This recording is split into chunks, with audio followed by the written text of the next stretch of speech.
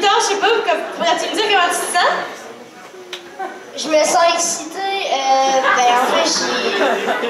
En fait, je sais pas quoi dire, mais...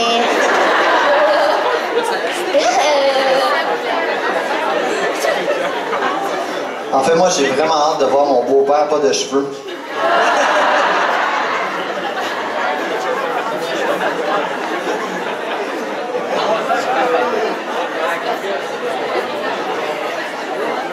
Ben, je me sens vraiment bien, là. J'ai hâte de le faire, puis je suis tannée de stresser, là. C'est encore une fois pour stresser, Coralie.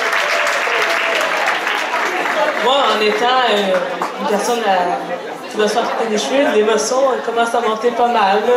Le stress, il est là. Ah ouais, on commence à en avoir de l'émotion en arrière, dans nos participants. Ça commence à se faire sentir. Fait que notre prochain, ça va être François-Xavier. Est-ce que tu es prêt?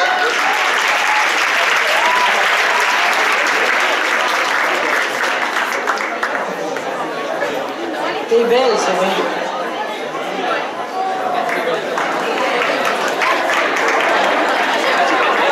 Oui, on applaudit Zoé, c'est terminé. Bravo, on a quelqu'un aussi qui en cherche. On est en train de penser à quelqu'un d'autre de ce côté-ci aussi.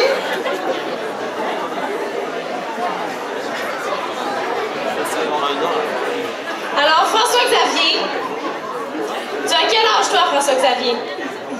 9 ans, il a 9 ans. Puis t'es le seul garçon qui représente ton école. Est-ce que t'es fier? Ouais. Parfait. Puis comment ont réagi ta famille, tes amis, quand tu leur as dit que tu voulais faire le défi? En fait, il était content. Puis, c'est ça, il était heureux parce qu'il y a beaucoup de monde dans mon entourage qui ont le cancer ou qui l'ont eu. Fait qu'il était content. Tu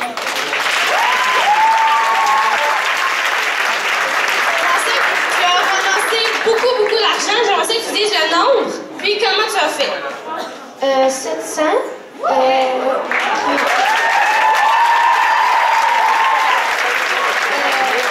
J'ai réussi parce que ma mère, elle a montré, elle a comme écrit un message sur Facebook avec ma photo. Puis il y a beaucoup de monde qui ont réagi à ça puis qui ont donné de l'argent. Bravo! Alors, est-ce qu'on a la maman quelque part? Alors, je sais qu'il y a un papa et un ami de François-Xavier. Alors, ils sont... La maman aussi est là. La maman aussi. Oh, oui. Alors, voulez-vous... François-Xavier nous a dit qu'il y avait des gens dans la famille qui avaient été malades. Est-ce que vous voulez nous parler un peu de ces motivations? Je demanderais un peu d'écoute, s'il vous plaît. François-Xavier, depuis longtemps, est en contact avec des gens qui ont eu le cancer, parce que quand il est né, d'abord, on a quelqu'un de très proche dans notre famille, une petite fille de 5 ans qui est décédée presque le jour de sa naissance, donc ça a fait du sens pour lui. Puis après ça, la blonde de son cousin a aussi eu un cancer, donc il a vu ça et tout ça. Alors je pense que ça l'a encouragé, puis il était super motivé, puis il était super content de voir que là, il allait faire quelque chose de concrètement pour les enfants malades. Bravo! Je ne sais pas si le papa pourrait nous dire des trucs à part de Facebook pour ramasser des sous pour une cause comme ça. À part de Facebook? Bon, je change ma question. Ben, moi, je voudrais juste féliciter mon garçon, hein, parce que ça ne me surprend pas du tout qu'il fasse ça, parce qu'il est très porté vers les autres. C'est un jeune qui n'a pas peur des défis. Pas du tout, il n'a pas hésité une seconde. Je pense que quand Mme Julie m'a parlé, je pense que le soir, il est arrivé avec l'idée. C'est ça, il a lancé. Il n'a pas démordu, il n'y a pas eu des moments de découragement, de doute. Aucun doute, non. Un autre jeune qui se tient debout. Bravo! Oui, bravo! On a M. Jonathan Richard qui est venu nous rejoindre pendant qu'on parlait de François-Xavier. M. Richard, c'est le beau-papa de Sébastien Hiergeau, et donc le grand-papa de Victor Auguste.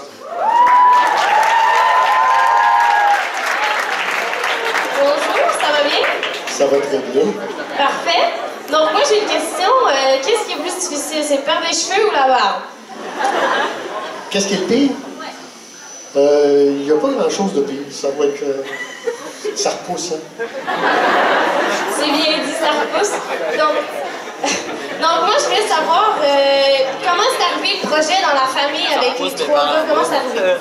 Ça a commencé beaucoup avec Sébastien et Victor Auguste qui voyaient le longueur de cheveux, ça fait un peu de temps qu'ils y pensent. Puis aux fêtes l'année passée, j'ai décidé d'embarquer avec eux autres parce que c'est vraiment une cause qui me tient à cœur. Puis raison principale, j'en ai plusieurs, 6 mes petits-enfants qui sont en santé. Et ça n'a pas de prix. Ça n'a pas de prix.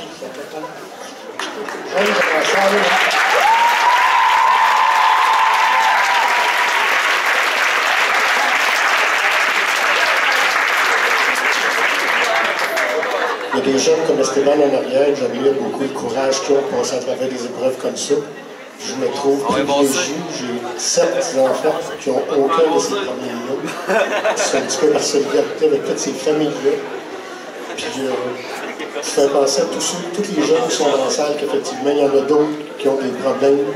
Puis d'encourager ces jeunes filles-là, ces jeunes garçons-là en arrière de moi qui ont un courage extraordinaire.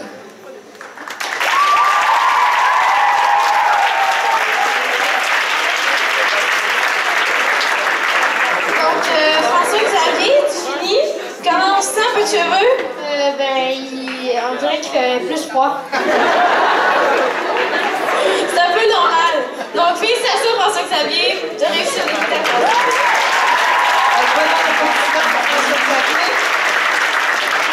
Je vais maintenant laisser la parole.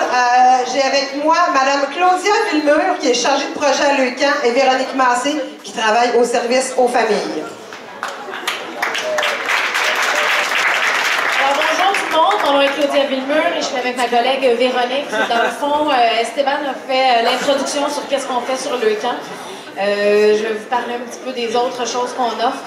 Tout d'abord, Esteban nous a fait l'éloge de nos activités. Dans le fond, le but premier de ces activités-là, c'est de permettre aux ados, aux enfants, aux familles de se retrouver ensemble et de voir qu'ils ne sont pas les seuls dans cette situation-là. De parler avec d'autres parents, de parler avec d'autres jeunes qui vivent la même chose qu'eux autres. Et puis là, on se sent moins seul. Dans les autres services de Leucan que l'on offre, on parle tout d'abord de l'aide financière. Encore là, Esteban l'a dit tout à l'heure, quand il a eu son diagnostic, c'est 1 mois d'hospitalisation. 1 mois où un des 2 parents doit arrêter de travailler, mais où la vie à la maison continue. Donc, Leucan essaie d'apporter un petit bond dans ces moments-là pour aider à ce que la dynamique familiale ne change pas trop au niveau financier. Donc, ça donne un bon coup de main pour les parents.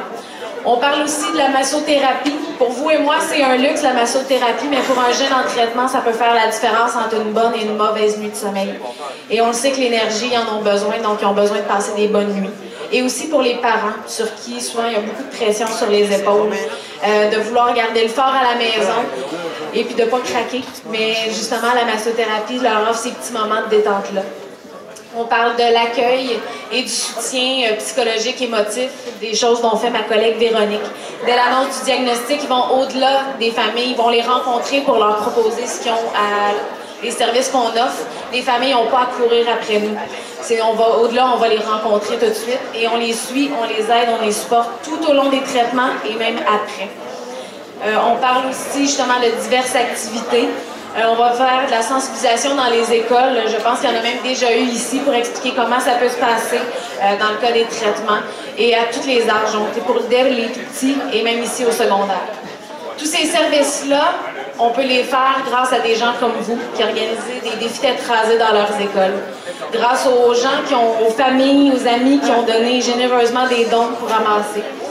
Grâce aux bénévoles qui participent à cet événement-là. C'est grâce à toutes des gens comme vous autres qu'on peut continuer d'offrir nos services puis d'être là pour les enfants atteints de cancer et leurs familles.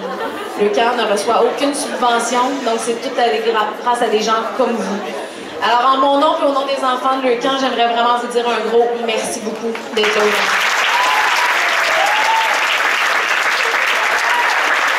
Oui, merci beaucoup. Entre-temps, pendant que Mme Villemur parlait, on a Victor Auguste. Tu là? Oui? Oui, on a Victor Auguste avec nous. Salut Victor! Salut! Alors Victor est vraiment content d'être ici. Donc toi tu étais avec ton grand-papa et ton papa, c'est ça? Oui. Puis moi j'aimerais ça savoir, entre vous trois, c'est qui le plus stressé et le plus stressant?